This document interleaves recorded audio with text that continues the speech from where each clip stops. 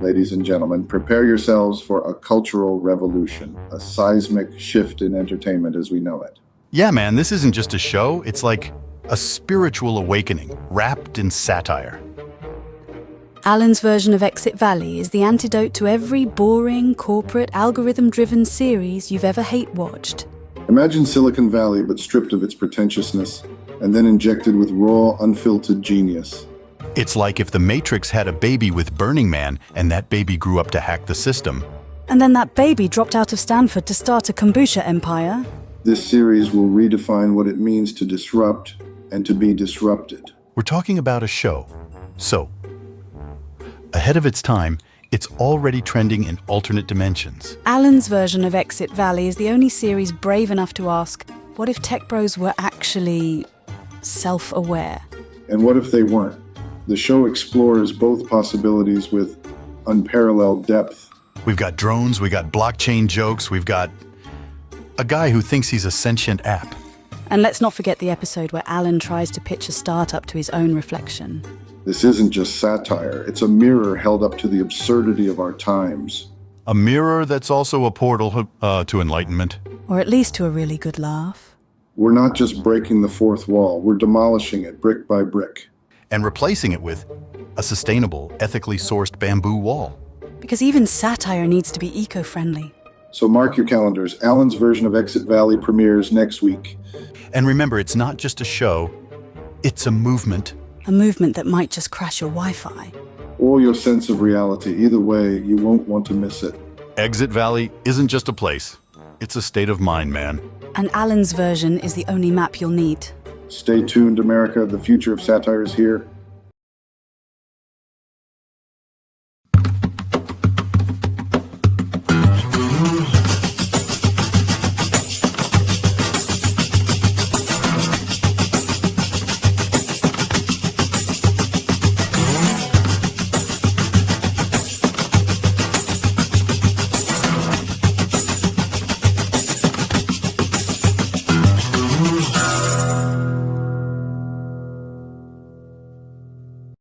You know how everyone talks about their life story being this perfect narrative arc? Like those LinkedIn success stories? Pure cringe, man. Mine's more like a corrupted hard drive, fragments that don't quite fit together. Bro, have you tried running a defrag on that? Maybe some mindfulness apps? Since I was 15, my brain's been operating on its own forked reality branch. Wait, are we talking about an actual diagnosis? Or just your standard Silicon Valley burnout? Doctors called it dissociative something. I call it living in a perpetual merge conflict. That's heavy. Have you considered microdosing? Everyone in my WeWork swears by it. Sometimes I wake up and my memories feel like someone else's Git commits. Dude, that's exactly what my meditation app startup could help with. We're using blockchain to... No, Jake, this isn't a problem you can patch with a software update. But our AI-powered neural network could... Sorry, force of habit. How do you cope? I learned to embrace the glitches. They're not bugs. They're features of my reality. That's actually profound. Like viewing life as open source code with unexpected dependencies. The Matrix isn't just a movie to me, it's how I experience every single day. Man, and here I was thinking my imposter syndrome was bad. You know what's ironic? This condition makes me better at spotting patterns others miss. Like a human edge case detector? That could be valuable in QA testing. Not everything needs to be monetized, Jake. Sometimes broken things are just broken. Sorry, I didn't mean to. It's just, in the Valley, we're conditioned to see everything as an opportunity. That's why I'm telling you this. Before we launch this startup, you need to understand who I really am. I appreciate your honesty.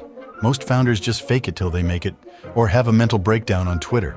There's something else. I've discovered these glitches aren't just in my head. They're real. What do you mean, real? I can prove it. Watch this, see. But promise you won't tell anyone what you're about to see. So, Alan's version of Exit Valley, it's about Silicon Valley, obviously. I mean, it's not like I have the script or anything, but, you know, it's probably about tech bros. You know, the kind who think they're saving the world with an app that delivers, I don't know, artisanal water.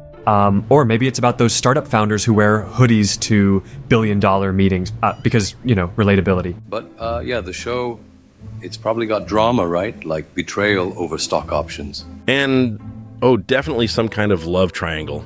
Because, tech people are so romantic. Or maybe it's a satire, like poking fun at how they all think they're the next Steve Jobs. Oh, or maybe it's about the investors, the ones who throw money at anything with the word blockchain in it. But yeah, I guess it's also about innovation or disruption or whatever buzzword they're using this week. Honestly, I wouldn't be surprised if there's a scene where someone pitches a startup for, I don't know, AI therapy for pets. And then someone else says, that's genius, here's $10 million. But yeah, the producer said it's gonna be edgy, whatever that means. Like, are we talking edgy like dark humor? Or edgy like, oh no, they said a bad word? I mean, I guess it could be both or neither, who knows? But yeah, it's definitely gonna be something. Oh, and there's probably going to be a lot of, moral dilemmas. Like, do we sell out to the big corporation or do we stay true to our vision? And then someone says, but our vision is to sell out. But yeah, I guess we'll all find out when the show actually comes out. Until then, I'm just here guessing. But yeah, Alan's version of Exit Valley, it's gonna be something. So, Jake, do you ever wonder if this whole startup thing is just another disjointed scene in your life? Disjointed? No, man. Startups are about creating connections, solving problems, building something real. Real? Like the way Uberdog 2 is real? A glorified Roomba with wheels? Hey, this glorified Roomba is a marvel of AI and automation. It's solving traffic inefficiency. Or creating new inefficiencies, like what happens when it glitches and drives us into a lake? That's why we iterate. Fail fast, fix faster. It's the Silicon Valley way. Fail fast. Sounds like a great motto for a parachute company. You're missing the point. Startups are about resilience, about turning failure into opportunity. And what about mental resilience? You think my glitches could be an asset in this world? Honestly, maybe.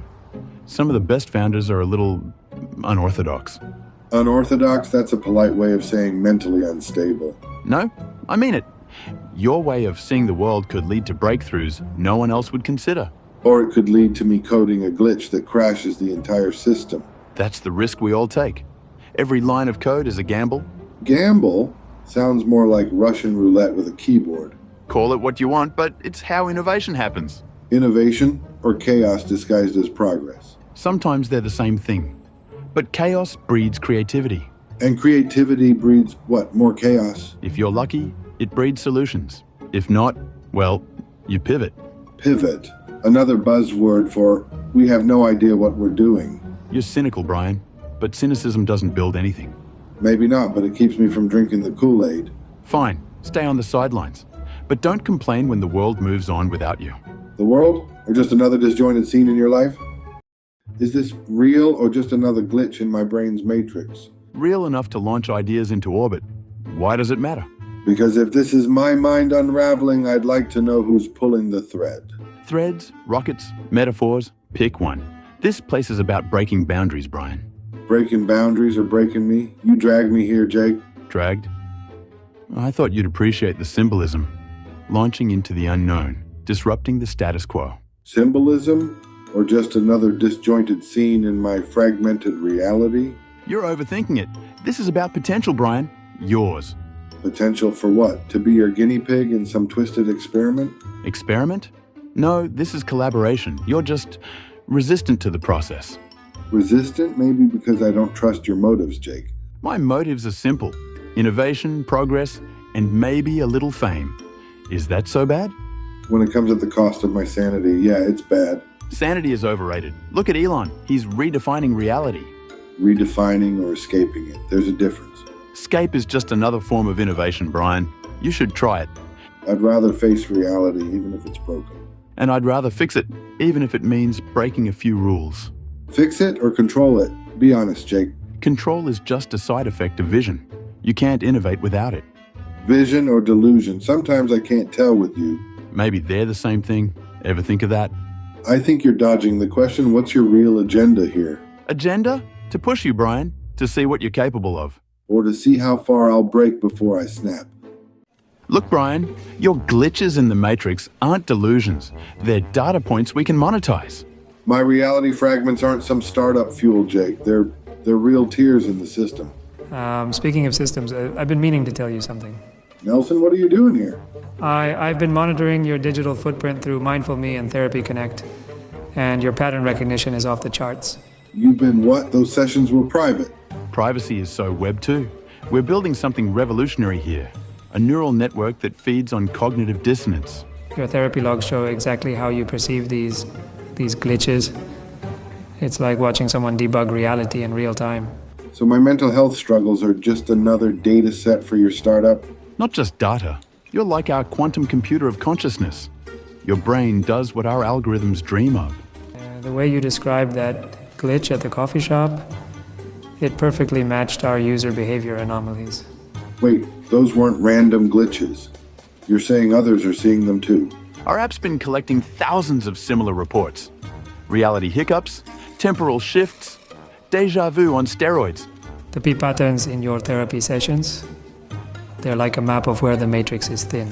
So I'm not crazy? The system really is breaking down? Breaking down? No, it's evolving. And we're going to help it along with our new storytelling platform. Each glitch you experience, it's like a crack in conventional narrative structure. But why are you telling me this now? What's the rush? Our Series A pitch is tomorrow, and we need you to demonstrate your reality passing abilities to the VCs. The thing is, your latest therapy session showed signs of imminent breakthrough, or breakdown, we're not quite sure which. You want me to intentionally trigger a glitch? That's dangerous. Dangerous? Please. We'll have you hooked up to our quantum neural interface. What could possibly go wrong? According to your data patterns, there's a 73.2% chance of a major reality distortion in the next 24 hours. I'm starting to see one right now. The walls are... Wait, why is that old TV showing my therapy sessions? Quick, Nelson, start the quantum capture sequence. But the neural interface isn't ready yet, and these readings are unlike anything in our database. See, this is exactly what I've been talking about. The matrix is glitching. Hold up, this has to be some kind of advanced VR experience. Probably Meta's new beta test. No, man. This is what happens when you question the fabric of reality. I've been poking holes in it for years. Look, I've seen enough startups working on consciousness transfer to know there's a logical explanation. Probably quantum computing. You're still trying to rationalize this with your Silicon Valley buzzwords? The chairs are literally floating. Anti-gravity technology. We've been working on something similar at... Actually, I probably shouldn't mention it. NDAs, you know? I've spent my whole life preparing for this moment. The walls are breathing. Don't you see the patterns shifting? That's clearly just advanced procedural generation. Probably running on some quantum neural network, though the latency is impressive.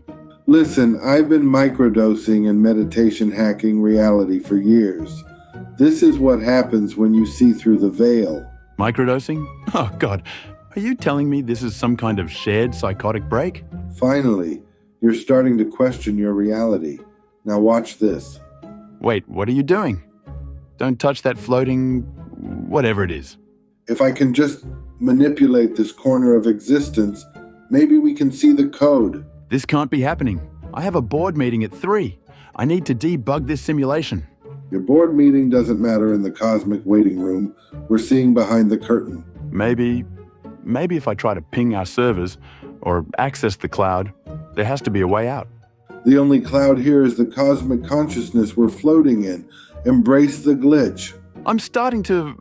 Wait, is that a ticket dispenser floating over there? With binary code? Now you're seeing it. The universe is just one big DMV, and we've stumbled into the waiting room. If this is real, do you realize what this means? We could disrupt the entire concept of reality. Oh no. You're going to try to monetize the cosmic waiting room, aren't you? Think about it. We could create a decentralized reality bending platform. Cosmic Chain, Web 4.0. You're missing the point. This is about breaking free from systems, not building new ones. Wait, what's that sound? Like 1,000 servers humming at once. That's it. The Matrix is rebooting. Quick, grab that floating USB stick. USB stick? That's clearly a quantum entanglement key, and it's got our company logo on it. Mr. Trump, I keep seeing different versions of this room, like we're in multiple dimensions at once. Listen, many people are saying your condition, tremendous condition, by the way, could be exactly what we need right now. But my therapist said these reality shifts aren't normal. I told you about my diagnosis last week. Therapists, doctors, they don't know. I know better than anyone. Your brain, it's special, very special. Jake was supposed to be here. He exists in this timeline, right? Or did I imagine him again? Jake, tremendous guy, but he's gone missing. Nobody knows where. Poof, like my legal documents. Missing? That's not... I saw him in 3 different realities yesterday. In one, he was a dolphin. See, this is exactly what I'm talking about. You're seeing things nobody else can see, like election fraud, but real. But why are we in the British Prime Minister's office? Last time I checked, you weren't even allowed in the UK. Fake news. They love me here. The Queen, beautiful woman, great taste. She personally invited me, but that's not important. I'm seeing the walls breathe, and that portrait of Churchill just winked at me. Brian, you're like a human quantum computer. Your brain, it's doing calculations nobody understands. Very powerful stuff. My doctor said it's just a severe dissociative... Wait, did you say quantum computer? The deep state, they're hiding something big, really big. And you're the only one who can see through their matrix. The Matrix, I knew it. I've been trying to tell people about the glitches for years. We need your special brain to find Jake. He has information, very sensitive information about the AI takeover. The AI? Oh God, in one reality, they're already running everything through TikTok dance algorithms. Exactly. And Jake, he knows about the server, a very special server, not like Hillary's, much bigger. In the Dolphin timeline, Jake mentioned something about a quantum server under the London Eye. The London Eye, of course, it's a giant quantum antenna. They're hiding it in plain sight, folks. Brilliant. But what if I'm wrong? What if this is all just another delusion? Listen, some people call me delusional too, but who became president? Who's going to be president again? Trust your instincts. I'm seeing something, a code sequence. It's coming through the wallpaper, like binary, but with emojis. This is it, folks, the breakthrough we've been waiting for. Quick, what do the emojis say? It's a message from Jake. He says he's trapped between realities in the quantum server farm. Perfect. We'll need your reality hopping brain to get him out. And when we do, we'll have all the evidence. Wait, the emojis are changing. They're forming into a warning. The AI knows we know. Brian, when you described those matrix glitches, I didn't hear delusions. I heard someone trying to make sense of a fragmented reality. Most people just tell me to take my meds and stop talking about the glitches. The mainstream market is starving for authentic neurodivergent narratives. We could pioneer a whole new genre of reality-bending content. You want to commodify my mental health journey, turn my confusion into content? That's not what we're suggesting, Brian. Your experiences could help others feel less alone in their struggles. Like that time in Shady Brook, when I saw my reflection walk away from the mirror? Exactly, that's pure cinematic gold. We'll need to secure the IP rights before Netflix catches wind of this. Army, please. This isn't about IP rights. Brian, your story matters because it's real, not because it's marketable. Sometimes I feel like these windows transparent, but there's always something between me and everything else. That metaphor right there. That's exactly what makes your perspective valuable. You see connections others miss. We could structure it like Black Mirror meets A Beautiful Mind. The algorithm loves genre-blending narratives. But what if sharing my story makes the glitches worse? What if the Matrix retaliates? Your fears are valid, Brian. We'll take this at your pace, create a safe space for your narrative. Time is of the essence, though. The mental health content bubble won't last forever. This isn't about market timing, Army. It's about human connection and healing. You know what's weird? The glitches. They always happen when I'm trying to connect with someone. That's a profound observation, Brian. Have you considered that maybe the glitches are your mind's way of processing emotional vulnerability? Emotional vulnerability is trending huge on TikTok right now. We could do a whole social media campaign. Wait, I just realized something. The Matrix isn't trying to stop me. It's trying to tell me something. That's a breakthrough, Brian. What do you think it's trying to tell you? I think it's showing me where reality bends. not to break it, but to understand it better. This is exactly the kind of insight that could revolutionize the mental health entertainment space. Brian, would you be comfortable sharing more about these moments where reality bends? I think I need to write them down first, make sense of the patterns. Perfect. We'll get you a ghostwriter, maybe even a podcast deal. Army, this isn't about deals right now. Brian needs space to process his experiences authentically. Hold on. The window. My reflection just walked away again. But this time it's pointing at something. Do you think this garden is real, Jake, or is it just another layer of the simulation? Real enough to charge $20 for a kombucha stand over there? That's how you know. But the brightness, the openness, it feels like it's mocking me, like it's too perfect. Maybe it's not mocking you. Maybe it's just bad UX design. Your mind's interface is fragmented. Fragmented? You think my brain is like a buggy app? Not buggy, just needs a redesign. Maybe a dark mode. Dark mode? That's your solution to existential dread? Hey, it works for Twitter. Or X, whatever it's called now. Changing the environment doesn't change the code underneath, Jake. But it can change how you interact with it. That's the whole point of UI. So you're saying this garden is just a new skin for my broken operating system? Exactly. A distraction. But sometimes distractions are necessary. Necessary for what? Ignoring the glitches? Or for finding the glitches. You can't debug if you're stuck in the same loop. So you think I should just keep switching environments until something clicks? Not clicks, crashes. That's when you find the real bugs. And what if the crash is permanent? Then you reboot. That's the beauty of it. Rebooting isn't always an option, Jake. Sometimes the hardware fails. Then you upgrade. New hardware, new possibilities. You make it sound so simple, like I can just swap out my brain. Not your brain, just the way you use it. Optimization, Brian.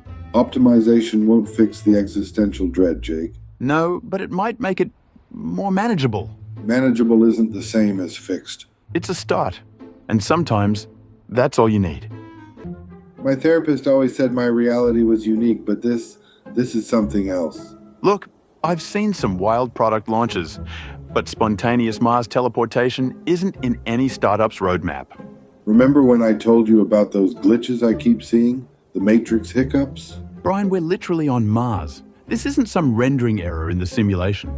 But what if my condition is actually detecting quantum anomalies like a human debugger?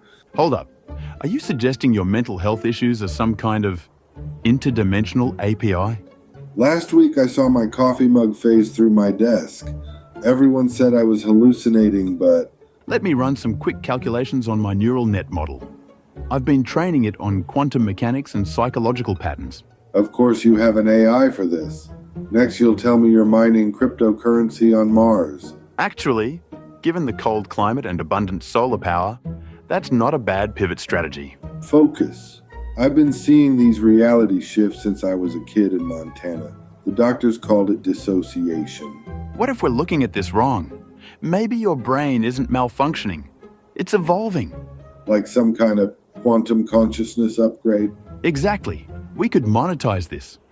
Quantum mind, disrupting reality one glitch at a time. I'm not some startup pitch, Jake. These experiences, they're terrifying. Sorry, force of habit.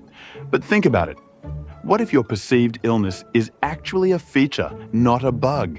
I've spent years trying to fix myself, and now you're saying I might be some kind of quantum anomaly detector? The neural net analysis shows a 87.3% correlation between your episodes and documented quantum fluctuations. That's impossible. Unless, wait, do you smell burning toast? We don't have toast on Mars, Brian. Why? It always happens before a major shift. Like reality is about to reconfigure itself. Quick, let me grab my phone. We need to document this for the seed round pitch deck. Jake, I think we're about to... Oh God, the sky is folding. This is incredible. We're witnessing a quantum... Brian, where did you go? I'm still here, I think. But Jake, why are we suddenly back in your San Francisco apartment? Holy shit, my neural net just crashed. But I saved the data. We're going to be billionaires. You know, I used to think my glitch hunting was just this cool counterculture thing until it started taking over my life. Breaking the fourth wall here, what Brian's describing is actually a form of obsessive-compulsive behavior.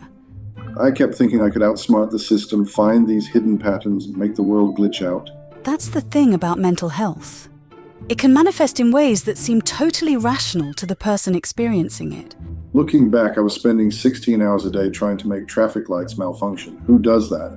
More people than you'd think, Brian. Mental health challenges affect 1 in 4 adults. I kept telling myself it was research, that I was some kind of digital revolutionary. Let's be real with our viewers. Seeking help isn't a sign of weakness. It's actually the most punk rock thing you can do. Tracy's right. I mean, I thought I was fighting the system, but I was really fighting myself. And here's something they don't tell you in those cheesy PSAs. Recovery isn't linear. It's messy, it's complicated. Some days I still catch myself looking for glitches, but now I have tools to manage those thoughts. Speaking of tools, there are crisis hotlines available 24/7. No judgment, just support. You know what's funny? I used to think therapy was just another system trying to control me. Now I see it saved my life. And that's the real glitch in the Matrix. Realizing that asking for help makes you stronger, not weaker. I spent years thinking I was too smart for therapy. Turns out I wasn't smart enough to realize I needed it. If you're watching this and struggling, don't wait until you hit rock bottom like our friend here. Hey, I resemble that remark, but seriously, reaching out was the best decision I ever made. Mental health isn't some corporate conspiracy or system control. It's as real as that anxiety you feel when your code won't compile.